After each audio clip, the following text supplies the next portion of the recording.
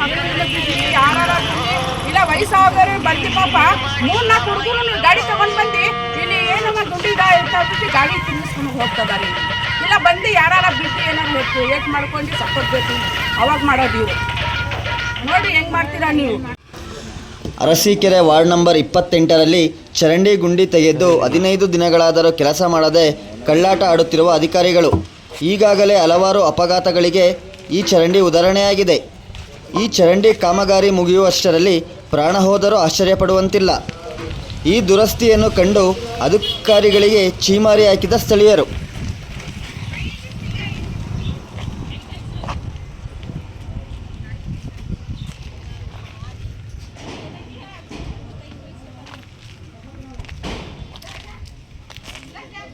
ನಮ್ಮ ಮಗುನೇ ಬಿದ್ದಿದೆ ಇಲ್ಲಿ.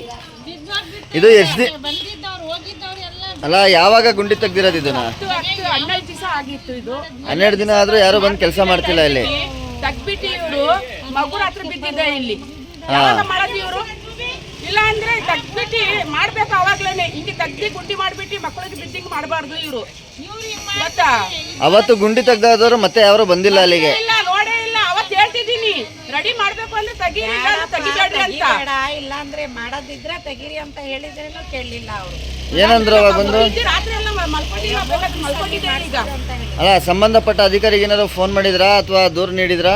ಏನಿಲ್ಲ, ಯಾರು ಫೋನ್ ಮಾಡಿಲ್ಲ, ಏನಿಲ್ಲ. ಅವಾಗ್ಲಿಲ್ಲ ಹೇಳ್ತಿದ್ದೀನಿ ಅಣ್ಣ ನೀವು ರೆಡಿ ಮಾಡ್ಬೇಕು ಅಂದ್ರೆ ಆವಾಗಲೇ 12 ದಿವಸ ಮುಂಚೆನೆ ಹಂಗೆ ಮಾಡಿದ್ದಾರೆ ಅವರು. ಲಾಸ್ಟಿಗೆ ಹುಡುಗರು ಎಲ್ಲ ಮುಚ್ಚಿರೋದು ಇದು. ಈಗ ಮತ್ತೆ ರೆಡಿ ಮಾಡ್ತೀನಿ ಅಂತ ಹೇಳ್ಬಿಟ್ಟು ಇವರು. ಅಲ್ಲ, ಇದು ಏನ್ ಸಮಸ್ಯೆ ಆಗಿದೆ ಅಂತ ಗುಂಡಿ ತೆಗ್ದಿರೋದಿಲ್ಲಿ? ನೀರು ಹೋಗ್ತಾ ಇರ್ಲಿಲ್ಲ ಸರ್, ಅದಕ್ಕೆ ನೀರು ಹೋಗ್ತಿಲ್ಲ ಅಂತ ತೆಗ್ದಿದ್ದಾರೆ. ನಾವೇ ಹೇಳಿದ್ದು ಚರಂಡಿ ಮಾಡ್ಕೊಡಿ ಅಂತ.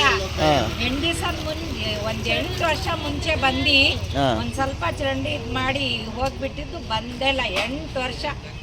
ಮತ್ತೆ ಇವಾಗ ಇಷ್ಟು ಮಾಡಿ ಹೋಗಿರ. ಇನ್ನೊಂದು ಹುಡುಗ ಬಂದು ಸೈಕಲ್ ಹಾಕೊಂಡು ಪಾಪ ಮಲ್ಕೊಂಡ್ಬಿಟ್ಟಿದ್ದ. ನಂಗೆ ಏನಾರ ಹೆಚ್ಚು ಕಡಿಮೆ ಆಗ್ತಿದ್ರೆ ಯಾರು ಜವಾಬ್ದಾರಿ ಅಣ್ಣ?